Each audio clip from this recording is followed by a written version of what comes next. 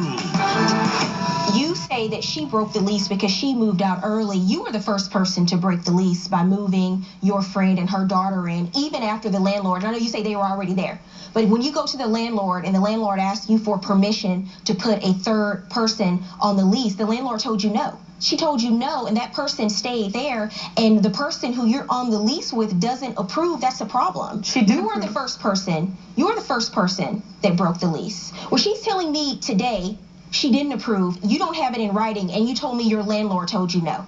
So in terms of who broke the lease first, that would be you. The second issue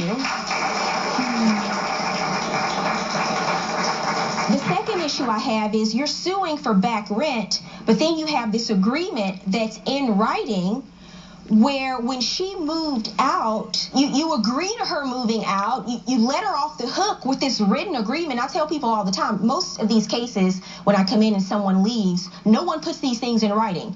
You're one of the few people I have that put it in writing that it was okay for her to leave and that she didn't have to pay rent after she left. But now you're suing for back rent, and I don't understand why. When you have in writing that she didn't have to pay rent when she moved, and she never moved back in. And then we have this third agreement. You moved out, and you've signed an agreement that you're no longer responsible for rent, and then you turn around and sign this agreement that you'll pay for half of the buyout.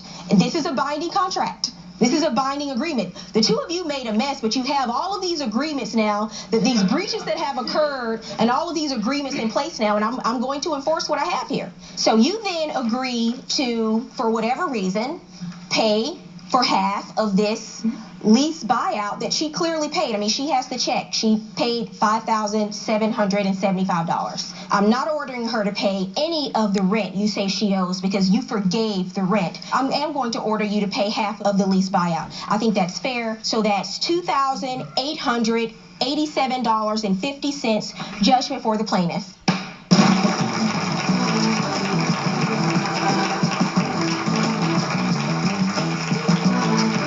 If you or someone you know has a dispute, don't take the law into your own hands. Let Judge Faith rule on it for you. To submit your case, go to judgefaith.com and tell us your story. See you in court.